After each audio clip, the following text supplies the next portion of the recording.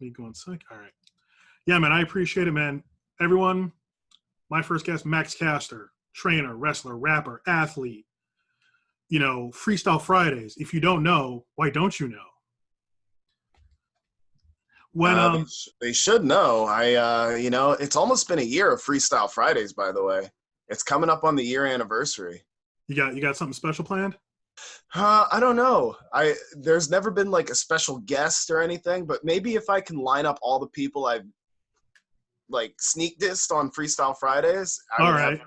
It's like the Always Sunny episode where they're airing their grievances around the Thanksgiving table and they're Yeah. making amends. And so I would like want to make amends around my hexagon table here. That sounds good. First thing I kind of want to talk about is I want to get into a little bit of your experience at Creative Pro. Its reputation has blown up over the past few years with being the preeminent school up here in the Northeast. MJF came out of there. Chris Statler came out of there. Max Caster came out of there. Talk to me about the culture that has been built there that is so much different from a lot of this old school, weird, pay your dues, abuse stuff, and what Creative Pro does it so different and turns out these great athletes. So Creative Pro is completely different than any other wrestling school because one of our head trainers, Brian Myers, is the most laid back, cut and dry, very practical.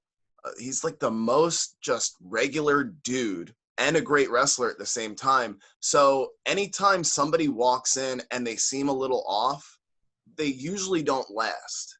And it's not that we sit there and beat them up. It's not that we abuse anybody or kick them out. It's just they eventually just filter out. No harm, no foul. We have a whole laundry list of crazy students that have come in the past, and we're like, okay, well, thank God that guy left.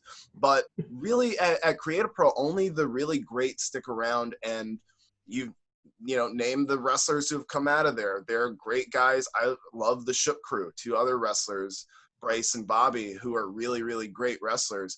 And we're just producing them. We're taking guys from other schools. They want to be a better wrestler. They say, well, where can I go? And they go to Creative Pro. And then they come here and they get opportunities and they start getting booked more and they start improving and we help them. So Creative Pro is completely different from any other school. The whole like beating guys up thing, I'm not going to say that it's never happened, because sometimes I want to see if a guy wants to come back tomorrow, and I'm never going to break a guy's nose or anything, but I'm going to say like, hey, if you want to be a wrestler, this is a tough sport. This is a really, really difficult thing to do. And we have so many people coming in who are out of shape, and we have people coming in who just don't understand what it is. And if they hang around and if they're jerks, eventually we want them to just be like, okay, now you know what wrestling's about. It's not for you. Now we all know. So I think Creative Pro does a really good job of just the bad ones filter out, the good ones stay, and they work hard and they improve, and then we create the best wrestler. Well, yeah, the way you explained it, the trash takes itself out. If someone comes in, they're not a fit, the attitude isn't right, they're going to be on their way sooner rather than later. Correct. And so, it's such a great environment, because so many other schools, you hear horror stories or they want guys to not leave. That's the bad thing. I'm not going to name any schools, but there are schools in the New York area where I hear the trainer always says, you don't have to work anywhere else. You just work for me. But no one goes to their shows, so no one ever sees these people. So you get caught in these traps in these other schools, but we having guys who are, and girls who are enterprising enough to just push themselves out there, it inspires the rest of us, and that's the culture we have. We all want to go different places. We can't all stay just in Hicksville, New York, right, all of our lives. We need to go around the world, and that's what's happening. And you mentioned the Shook crew, which I do want to talk about. I'm openly admit to being a fan of you guys. I became a fan real quick. You, Bobby, and Bryce. What's like the secret sauce? Because you all fit so well together. You don't see a lot of like 3-man groups that have endured in wrestling lately. What makes it all work? That's a good question. I feel like we are all the type of wrestler that has all the pieces. And at the time we got together, we were all trying to put the pieces together for ourselves. And then it just kind of happened naturally that one time we were doing Grimm's toy show, and Grimm was like, you know what, I'm going to wrestle you three guys. And then it just snowballed from there. And we liked how it felt. And we're like, let's do more. Let's do a rap video. The first rap video blew up.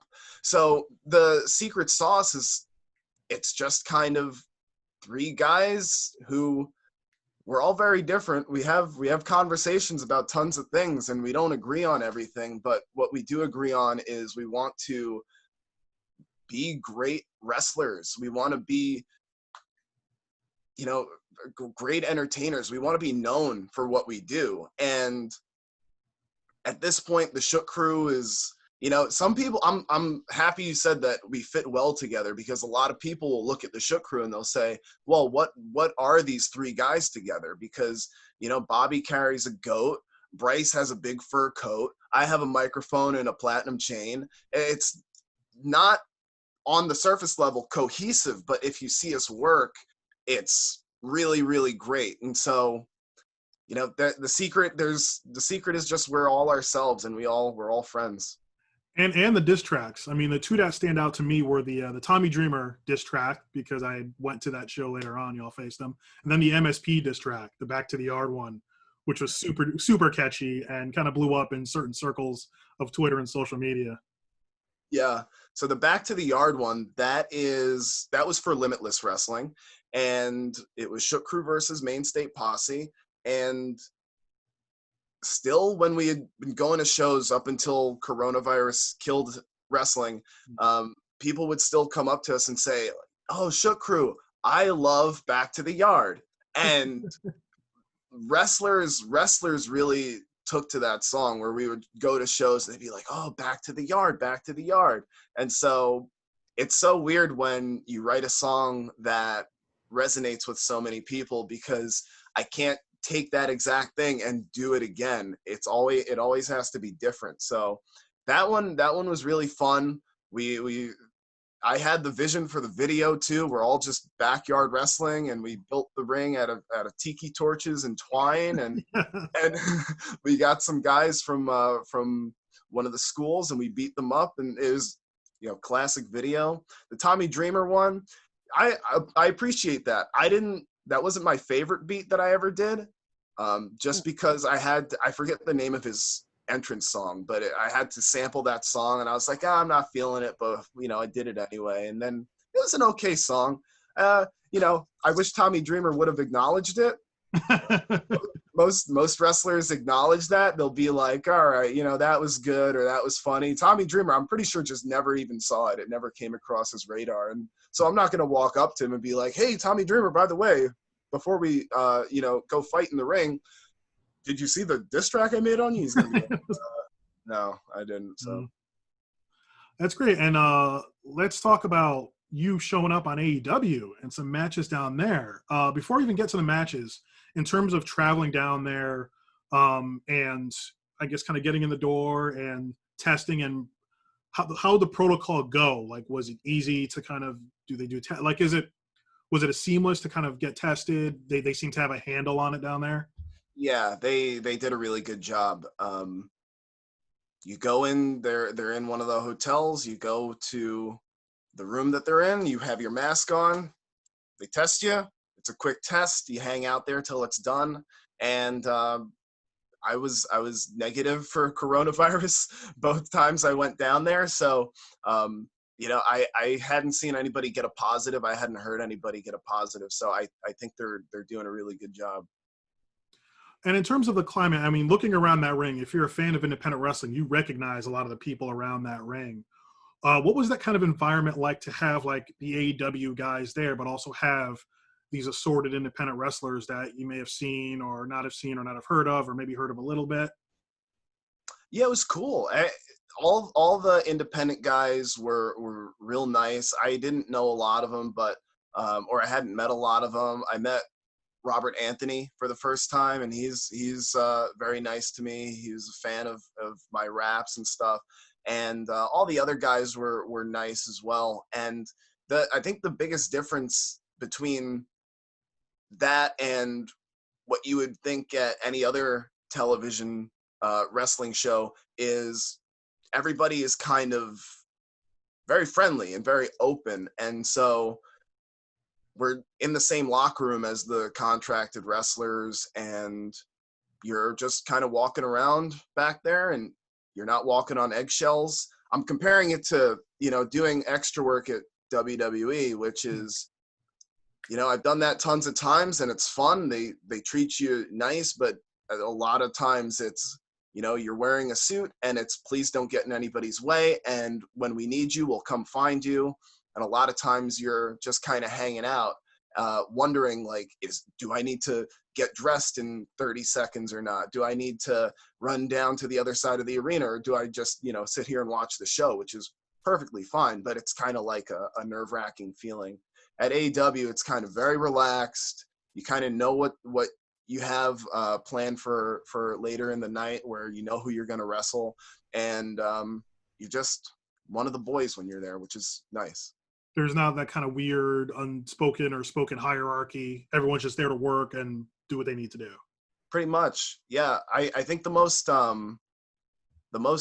telling thing for me was I put out a freestyle after or before the Jurassic Express match that I did on AEW Dark, and then I had went back to wrestle Shawn Spears, and before I went out, Tony Khan goes to me, "Hey, thanks for the promo." And I was like, cool. So at the very least, I know they see everybody's stuff and they know that we're trying to make a difference with these opportunities. So, but I feel like if, that was the case for, another company, I might do that and I might not get thanks for the promo. I might just get, hey, why did you do that? If anything. Yeah, he's the owner of the company, Right. owner or is making the decisions. He's also got all this other stuff going on. But in his interviews, he's a huge wrestling historian and nerd, and he loves it all. So, hearing him say, hey, thanks for that, it's like, from what I've heard in interviews with him, it's not surprising, but anyone not knowing who Tony Khan is, like, oh, okay, he took time out of his day to watch it, knows who you are, there's a reason you're down there. Yeah. And how do you feel? I mean, I caught two or three of your matches. I didn't catch the whole one with Shawn Spears just because maybe that week I kind of missed out on Dark, and that's my fault for not watching it. How did you feel your matches went? I saw your match with Jurassic Express. I tried really hard. I'll be honest. I tried really hard. Marco is a tough guy, and it's very, very deceiving, where I kind of went in there and I took him lightly. I shoved him down, and this is why you don't take your eye off your opponent. He just started slapping me in the face, and that was kind of it for me.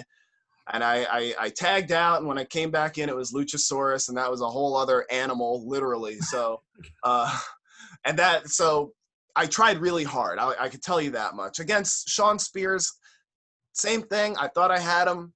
I got him with a quick little arm drag, and I hit the nip up, and I was feeling myself, and then he just started just laying it into me. I was like, okay, all right, I understand. He thinks he's all cool with his single black glove and all that.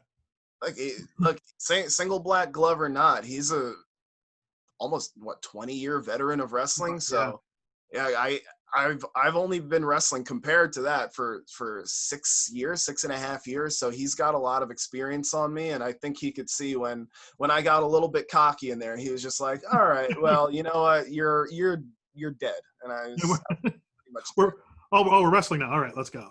Yeah. And Marco, a lot of people look at, are kind of dismissive of him, and I've seen him wrestle in a couple matches up here at Beyond in different places. I mean, I've talked to other wrestlers who's faced him, and it's like fighting a prison shank. Everything he does hurts because he's so small and just hits you in the right spot. It stings. Seriously. He kicked me in the head too. It hurt so bad.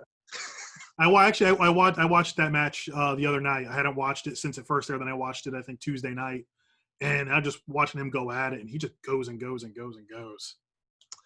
He knows how to work. He knows how to really go at it. So I got a new appreciation for Marco in that match. Nice.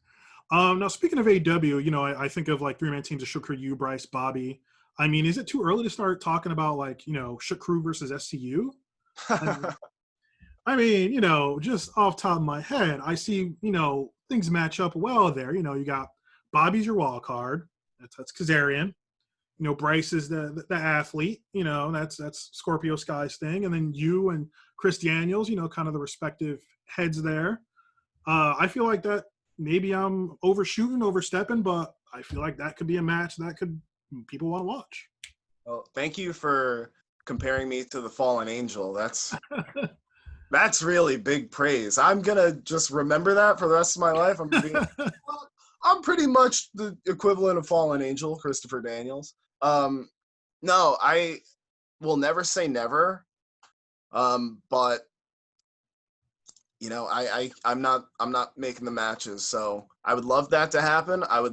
Anytime I can get Bryce and Bobby up another level and get them another opportunity, I would love to do that. So I'm not going to say no. Like, why would I say no? But I can't say what'll happen.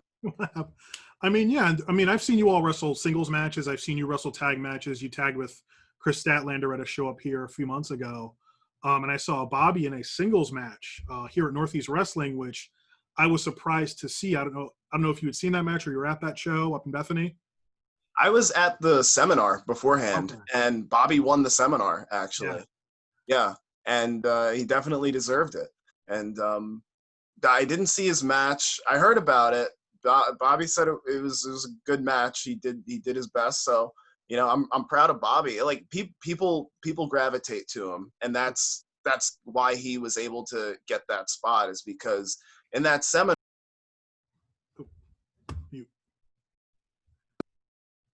We're all wrestling. We're all trying. Someone called me. Sorry. And Bobby just went above and beyond, and he got that spot. So yeah, I'm proud of Bobby for that. It was just interesting to me being at that show because Northeast Wrestling is a little bit more of a traditional crowd. I don't want to say old school, but like, you know, it's like a Northeast show. It's like going to a restaurant, you sit down, you get your meal, and you get what you get. I don't know if the crowd understood Bobby's thing when he came out, but by the end of that match, they were into it. And they wanted more Bobby Orlando. And I appreciated that. And I saw him after the match and let him know I thought it was great to see him and that he had a heck of a match. Yeah, that's the mark of a great wrestler. And Bobby's a great wrestler. And speaking of things up here like Beyond, Shook Crew had their Beyond Wrestling debut at the Thanksgiving show. All three of you showed up. I don't know if yours, but your big debut on IWTV during the Thanksgiving show. I know you were dealing with like some injuries at that time, but be able to get on that show doing this big kind of Survivor Series theme match. What was kind of that day like for y'all? You know, for me, I can tell you what it was like for me. It was pretty rough day, pretty rough time in my life. But I think about a week before that show, maybe a week and a half, I had torn the meniscus in my knee almost completely. And so I was in the hospital and in the ER, and they were like, it's your meniscus. You probably need surgery. So I'm on crutches. I can't walk. Very, very scary injury. The first time I was ever seriously injured. Oh, geez. And like that day was tough, but I also feel like me showing up and still agreeing to get into the match, like that gained me a lot of respect with the people at Beyond. Because the one thing I didn't want is for Bryce and Bobby to lose that match, because I knew how important it was. And I knew I couldn't do much in the ring. I really shouldn't have done anything. And I knew that I had to rap a song. I wrote the best song I possibly could. And I dissed them all to their face. The crowd. It was solid. It was great. Yeah, I was in that crowd. It was great. You dropped it and just scorched everybody. Just destroyed. And I love, and it's nerve-wracking, but I love rapping in front of a crowd. I love doing that for the wrestling crowd because I know every single thing that I say, they're gonna pop. They're gonna come up. And it's all just hard punchlines. And that right there was like the best thing I could have done, because if I tried to wrestle with that knee brace on and I can't really even walk, like I knew when I did that, like I was gonna get punched in the face or hit in the face, and I was going down, and there's no way I'm kicking out because I can't do anything. And Bryce and Bobby knew that, and they did great in that match. They really tried hard. Bobby hit the deck really hard. He fell from the top rope to the floor, hit his head, and they put their bodies on the line, and they knew that whole time, like I couldn't do anything. I couldn't even be in there. So I did my thing. We tried to get in their heads, didn't really work. So it got in my head. Someone's boot got in my head, and that was shit. But like I think the most of all, I gained people's respect that day, because I remember talking to Drew Cordero before the show, and he's like, so like your knee, like you're here. I'm like, yeah, man, like I don't want Bryce and Bobby to lose this match. And he just like, cool, respect that. And I think he was really appreciative of that. And luckily I was back pretty soon. It was like 3-month recovery. They told me 4 to 5. I was back in 3, just like any wrestler. Now I'm doing great. But that day, yeah, that was a real important day for Shook Crew. Yeah, you scored. I will go and watch that match just for the first 5 minutes on occasion, just to be entertained. Yeah. I was standing next to friends of mine, and one of them knew who you guys were, and one of them didn't. And I was like, you're going to be entertained. Wait, if they let Max talk, it's going to be all right. And after you scorched them, they were like, all right, I like him now. Yeah, that's the number one rule. If you let Max talk, you're going to be entertained. I'll put that on the top of the Shook Crew list of demands when we get booked. If you let Max talk, entertainment will happen. That's right. Now, recently, speaking of Beyond Wrestling, the Discovery Gauntlet was a big thing that came out of it. Y'all had some things to say about Slade, and then he interrupted your last video shoot, I think, to say the least. In terms of the Discovery Gauntlet, when it was ongoing, just as a wrestler, were you able to watch those matches? Was there people in there that you were? I mean, like I was impressed with Aaron Rourke. Didn't even know who he was. Came out like just you as maybe as a wrestler and as a fan. Watching some of those matches, is there any kind of one of those that stuck out to you? Aaron Rourke, of course, he's a Create a Pro guy, a guy that like I've watched grow from his first day, and he's an incredible wrestler. I loved watching his matches, and I eventually got around to watching all of them, but I would just try and give him notes like, hey, maybe try this, like, and he. The crazy thing is I saw his first match for Discovery Gauntlet, which I think was that Thanksgiving show. And I was there in person, and I watched it, and I'm like, he looks nervous, and I think he got rocked in that match. He might have gotten a little knocked out. Yeah, that was against Gary J. I think Gary J got him a couple. He's kind of known for that.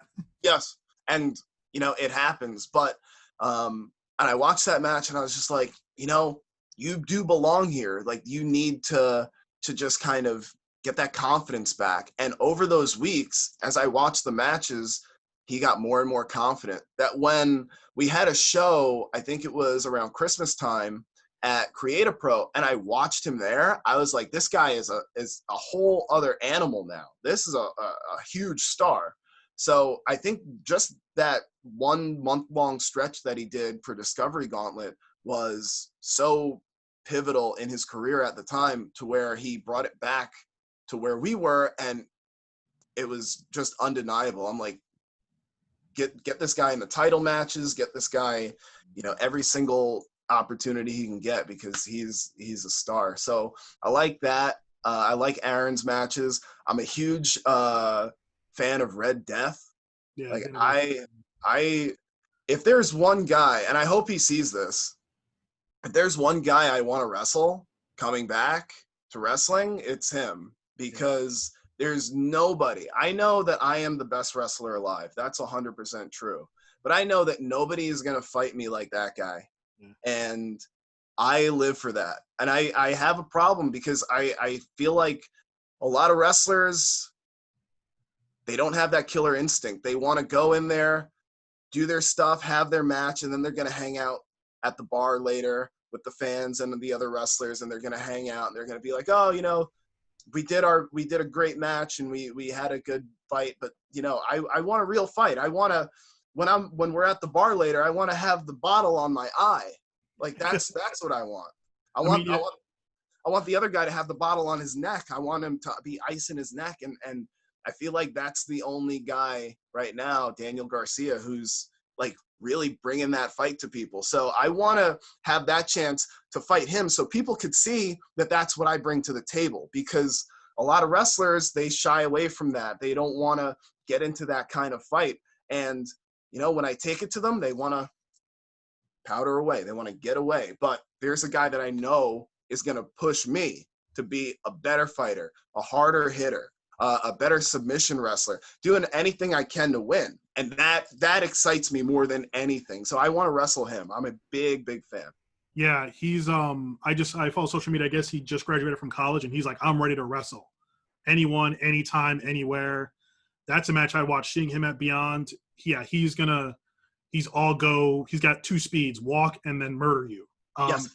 That's you two going at it. I'm pretty sure that's a match that anyone would want to, you know, set up anywhere, be it Beyond, be it, you know, put you guys in a Texas Roadhouse parking lot, you know. Oh gosh, yeah. Especially now, I'm willing to wrestle anywhere. I know that there's the weird stigma of backyard wrestling, and I've never been a backyard wrestler in my life, but right now I think that there's an opportunity for people, good wrestlers. I've seen bad wrestlers do this, and there are videos online of during the coronavirus, there are bad wrestlers doing backyard or alley wrestling or whatever, and it's just not good. But if you get great wrestlers doing it, it's what the fans want right now. They want new wrestling, and here I am. I'm here to give it to them. I you know, Slade fought me in my backyard. Like I'm totally okay with that. I could have said, hey, he stole the footage. Don't put it out. I don't want to see anyone to see me get beat up in my backyard. No, I put it out. Fans want to see people fight, and that's all I want. Slade kind of fights wherever, whenever he wants. It's just this.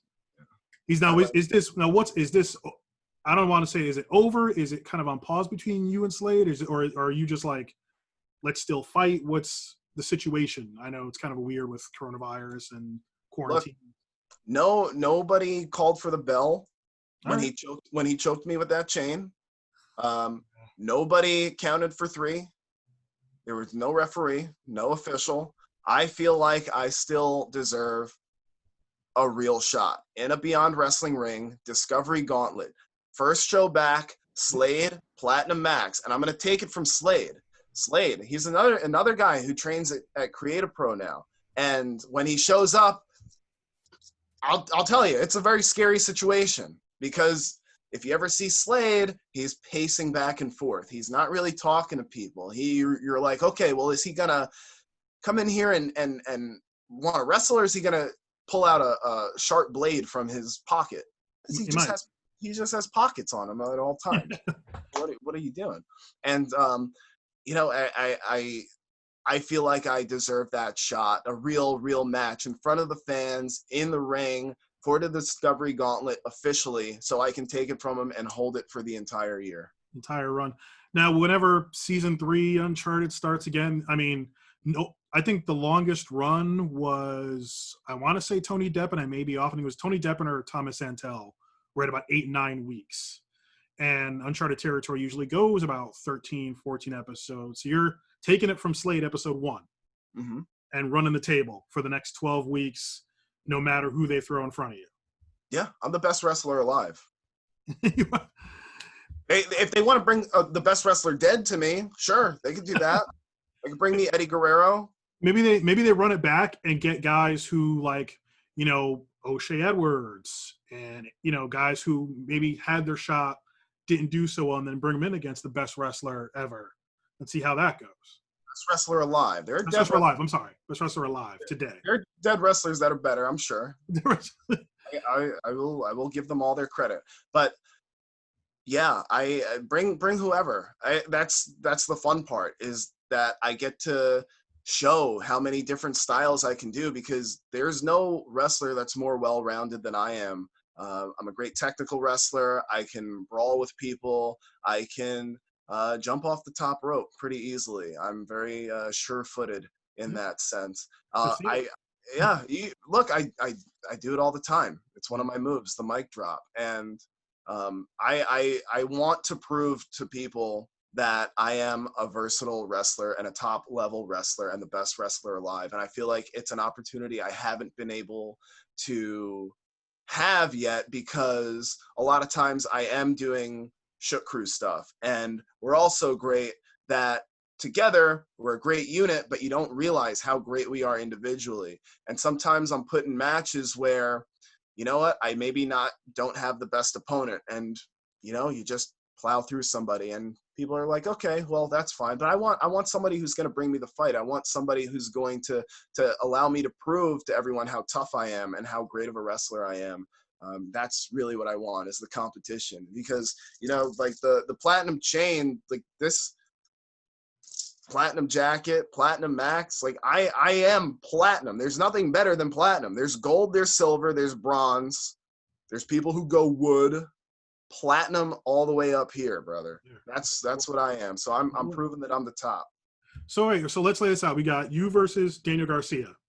Mm-hmm. Beyond Ring, fighting. Slade, Discovery Gauntlet. Win the Discovery Gauntlet, run the table. Now, since we're talking about Beyond Wrestling, Beyond Wrestling has somebody who calls himself the Gatekeeper. You know, the man who measuring stick in Beyond Wrestling, and that's a Dirty Daddy, Chris Dickinson. Uh-oh. If you're going to hang out in Beyond, he's probably someone you're going to have to deal with at some point. Agreed. And I've seen a lot of his matches, and he's an incredible wrestler and a very, very tough wrestler. But that's the level I need to get to. And I know that. A lot of people look at Platinum Max and they see the pink tights, they see the flashy stuff. They hear me rap. They're like, oh, he's just a rap guy. He's not really that serious. Like, you know what? I am serious. I'm the best wrestler alive. And so, look, I don't like even saying it right now, but I know I'm gonna have to fight him. I'm gonna have to wrestle Chris Dickinson, and I put that the third match. Give me all the toughest opponents. Give me Garcia. Give me Slade. Give me Dickinson. Who's left? Give me Nick Gage. Give me all these guys. I'll call them out. Give me Warhorse. Oh, well, for the independent wrestling title. Oh, especially for the independent wrestling title, because it's gold right now. I want to make it platinum plated. Oh, modify it a little bit, give it some shine. It's got to look good for Platinum Max. Warhorse versus Platinum Max. That's I could see that happen. He seems to be preoccupied with some other stuff, some TNT championship thing that's going on. That seems to be a thing. A little distracted, but maybe you get in there. I'm wondering who you could be his first match back, because he's been chirping online saying he wants to fight anyone and everyone. And look, I'm anyone and everyone. I'm like the best anyone and everyone. And plus, if he wants to go to AEW so bad, here's a guy who was on AEW twice.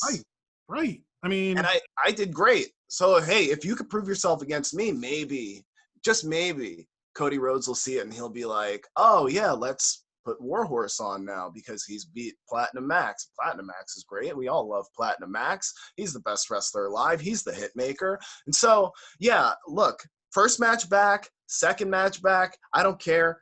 10th match back, I need a shot at the title, and I need a shot at Warhorse. Think about it. It's rock and roll versus hip hop, and we all know rock and roll is dead, brother. We all know rock and roll is dead. It's over. No more fuzzy leggings, no more face paint.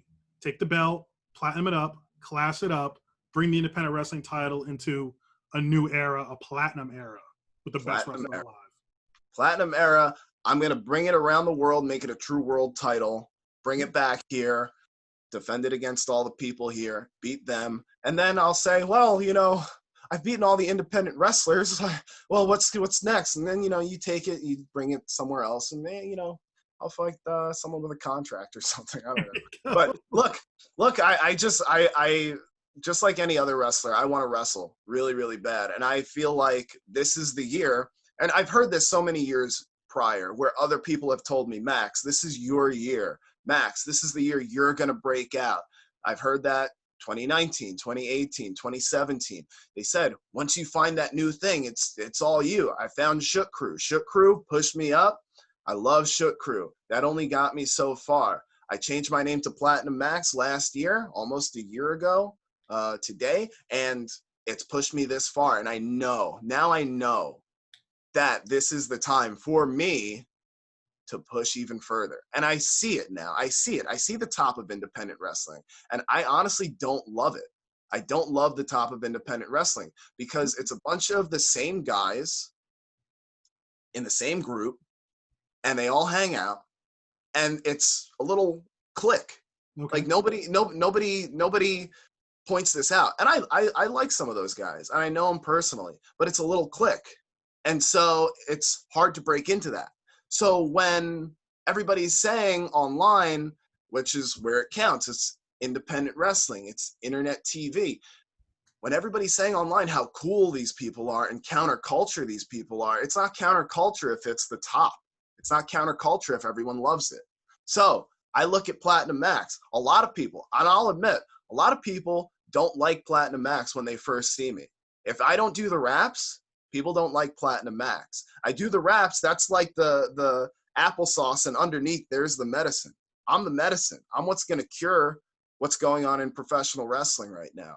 And that's why I want the top spot. And I'm 100% serious about this. That's why I want the top spot, and I want the title. I want a shot at that. And I know I'll win because I'll be a better champion. And so Platinum Max, look, I can do all the raps. I'm planning on doing a lot of rapping. This is my goal for right now. I need to actually start calling people out because I can't wait for matches to come to me anymore. There's no matches. There's no shows. So let's start calling people out. Hey, let's fight in your backyard. Hey, let's fight in a Texas Roadhouse parking lot. Let's fight in all these places because I want to prove that even without a ring, even without a jurisdiction, without a governing body, that Platinum Max is the best professional wrestler, the best wrestler alive, as I continue to say, and will continue to prove. So, look, you can't be a clique forever. Let's break the monopoly. People talk about breaking up Amazon because it's a monopoly. Hey, you did great. Everybody loves you. Let's break it up a little bit. Okay, let's get someone new in there. That's Platinum Max. Yeah, I couldn't agree more. You said it's a clique. There's this kind of group of guys up near the top, and I'm like, I feel like independent is independent. You push your own brand, you make your own brand, you do your own thing, and I agree, for lack of a better term. And in terms of because of the quarantine, like how are you? Like people see you. Like first time I saw you, I saw a picture of you, and then I saw you. Like you are a bigger guy than people think. You're a big guy. Like, how are you, because this quarantine, you're not able to, like, you're able to get into the gym and train? Like, how's keeping everything fluid, in this pandemic time? I'm doing great. I have basically all the equipment I need in the garage outside. Right on March 17th, so a day after they closed down all the gyms for good. On March 17th, I hit Craigslist. I said, I need a bench. I got a bench. That was the last bit I needed. That was $20. If I had waited a week, that thing would have been $200. So smart play by Platinum Max. I got the bench, got the barbell. I have chains, a big trap bar with the weights on it. Look, my training is not really taking a hit. I'm doing pretty much everything I was doing in the gym, just with different equipment. More reps. I think Leo Rush said this on Raw, which is one of my favorite things, is low weight, high reps. Low weight, high reps. That's when he met Bobby Lashley. Good old Bobby. Some would say my brother, Bobby Lashley. I'll admit that. And then now I've actually taken it a step further where I'm hiring a personal trainer to where, look, I'm already in great shape. I'm a big person, but I recognize that I want to take it up a level in the ring. And I'm a type of wrestler who I like to pace myself at the beginning of a match. And I understand that as it goes, deeper into the match, I need to have more in the tank. And so I want to have all that in the tank. So I'm hiring a personal trainer and we're working on that. I told him, I wrote down my goal for the year. I have to sign up for a year. The goal for the year is becoming the best wrestler in the world. And he's on board with that. And he says, let's do it. And I'm like, great, let's do it. Bam. Yeah, it's awesome. You know, and you don't hear a lot of that wrestlers saying, you know, I'm hiring a trainer to push me. Like you're the best wrestler alive, but this is pushing, making 2020 your year. That sounds awesome. So yeah, we've got Daniel Garcia, Slade for the Discovery Gauntlet. Yes. And then maybe like Chris Dickinson as a, if he wants some, he, you know, who knows? I know he'll fight anybody, but you being the best wrestler alive, you know, it's on him to say yes. I'm sure he'll say yes, believe me. And, you know, a little serious, you know, you got your Freestyle Friday, you got your Abolish Ice symbol back there. As a wrestler with a social media presence, and a bit of a serious question, do you feel there's an obligation, especially with wrestlers of color, to use that platform as best they can, you know, because of the protests, George Floyd, Black Lives Matter, what's happening in wrestling with, you know, the accusations and the changes happening in independent wrestling? Do you feel there's an obligation, or do you feel that each wrestler needs to make that decision? And is that bar different for wrestlers of color? So I'll start here. I don't like being categorized as a wrestler of color because Gotcha. I am the best wrestler. Like that's what I want to be known as. Gotcha. And I don't want any caveats thrown into this. When I put out the music video for Sean Spears, I almost like went on a huge Twitter rant. And I don't post any of my opinions on Twitter because nobody asks. But someone wrote in response to that video, AEW needs more black talent. They should sign Max Caster. And my response to that is, well, it's not that they need, you know, a black wrestler. They need a great wrestler and a great talent and a guy who provides content, and that's me. And so I don't want to say that I'm just a black wrestler or I'm a wrestler of color, because I know that I'm a great wrestler, period. And when you put that caveat on it, that's what brings racial issues back to the forefront, when you bring it up like that. So you could say, and I know it's all meant in a good way, in a positive way. There was another tweet someone wrote, and I had a conversation. It was one of my friends tagged me in this, but it was like, where are some wrestlers of color and LGBT wrestlers? Let's give them some praise right now. And someone tagged me in that, and I had a conversation about that too, where I'm just like, well, if this is all people see me as, how could I get any further? It shouldn't be that I'm getting opportunities because I'm black or because, you know, somebody is gay or LGBT or whatever. It should be that they are the best. And if we start running wrestling just like any other business, and I know there's in other sports, there's, you know, affirmative action or the Rooney Rule, and you have to interview a black guy as to be your coach, even if you don't hire him. You know, I see a lot of these things happening, and you know, sometimes it's just a novelty, and I don't want to be a novelty. I'm the best wrestler. I want to be at the top, and so it shouldn't matter what I am. So I'll say that right there. And you know, I think about The Rock. The Rock. You know, everybody says who was the first black world champion. No one ever says The Rock because no one cared. No one cared. So. Because he was that good. I feel like that's where I need to be. That's what I aspire to be. If he just said, "Oh, you know, I'm a black guy. I'm a black wrestler," it's just kind of like, no, he was the most electrifying wrestler in sports entertainment. So that's my take on that. With using your social media as a platform, I think it's up to the wrestler. Nobody asks for my opinion. And I'm happy you asked for my opinion because I never get to say it anywhere. But I don't feel the need to post that racism is bad or sexism is bad, because we all know. We all know it's bad. Yeah. Like I will flat out say, just so nobody misconstrues what I'm saying, racism is bad, guys. It's super bad. But I don't feel the need to say it because I feel like it's very obvious. And a lot of people who are saying it, I feel like come off a little bit disingenuous, where they're trying to get into this whirlwind of Twitter points and brownie points. And they want to say, okay, well, you know, we all have to admit racism is bad. Okay, I agree. It's great, but I don't want to be in that conversation because I feel like a lot of people use it for the wrong reasons. They use it to shut people up, and they use it to pressure people to do things they don't want to do and say things they don't want to do. Like, somebody could have called me out for not writing anything about George Floyd. And look, I watched the video the same way. It sucked. That was a horrible video to watch. But I didn't feel like I needed to have my opinion out there because my opinion's the same as millions of other people. It sucked. It was really bad. So I use my platform for what I do. And what I do is wrestle and I rap. And I want people to see me wrestle. I want people to hear me rap. If they want my opinions, I'll give it to them. But nobody asks. So that's my choice. Thanks. I appreciate you sharing. You know, there's like a lot of candor. Some people just don't want to talk about it at all.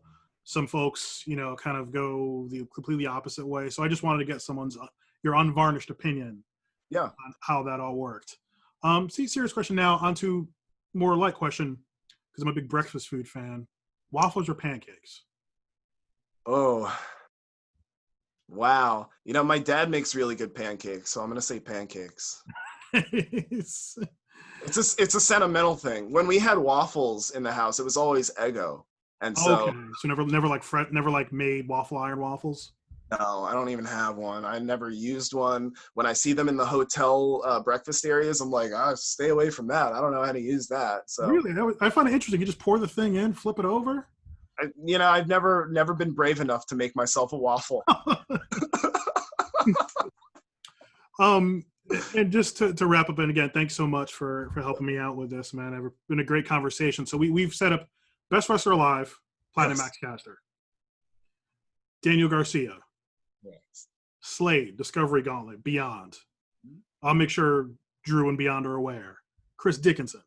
Yes. Take Warhorse for the independent wrestling title. Especially for the title. Especially for, or whoever, let's say by chance he wrestles somebody else and they get it, you go after them. Because I look at you and there are a bunch of like people I want to see you wrestle. Want to see you wrestle Manders. Want to see you wrestle O'Shea Edwards. Want to see you wrestle AC Mack. Want to see you wrestle Effie. Because I think that will be a great, entertaining match. Me too. You know? I love Effie. So, yeah, you think you versus Effie, whether a title's involved or not, I think would be a great and more entertaining than people think it would be. Good. I hope so. I hope I impress people every time I wrestle. I that's what I try to do. I do believe that I am the best. So I think every time I do wrestle, people will love it. Well, Max, thank you so much for the time today, folks. Promote your socials, promote anything you want to promote. Go nuts. Thank you. First thing I want to say before I say any of this is that social media was a mistake. And if we all admit that, we're all good. Twitter and Instagram is at Caster Show because my life is a show, Caster Show. I have a SoundCloud too. It's the same thing. I don't really post stuff on there too much. You can check us out on YouTube. Shook Crew is on YouTube. And we also have Pro Wrestling Tees, prowrestlingtees.com/Shook Crew. Brand new Platinum Max shirt is up on there. Nice. And Creative Pros also got their the tournament going on YouTube. Oh, yes. Thank you. The Quarantine Cup. The Quarantine Cup.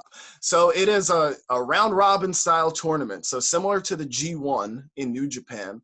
And we're going through the rounds. And I think we're 4 weeks through it now. We're going into week 5. So that'll be out every Monday night around 7 or 8-ish, depending on when the internet likes to upload that.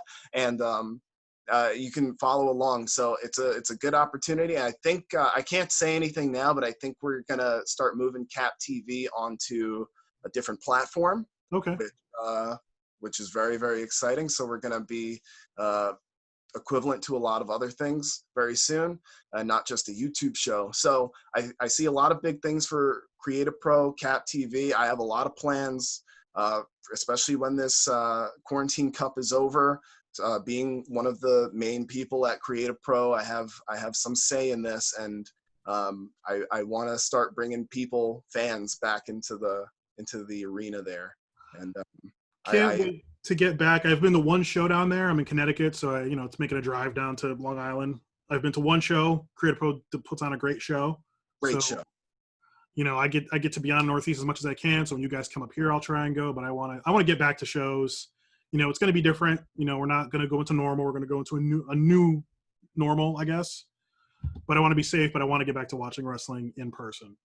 I think that's the important thing, is to make sure everybody one feels safe, but also feels confident enough to go outside, because it is important to go outside and enjoy your life. You can't just live inside forever afraid of a virus. And of course the virus makes people sick, but let's do the things that we love, and let's not be afraid of living our lives, especially if we take precautions. Okay. Good message. Good way to end it. Max, thank you so much. Really appreciate it. Thanks, Matt.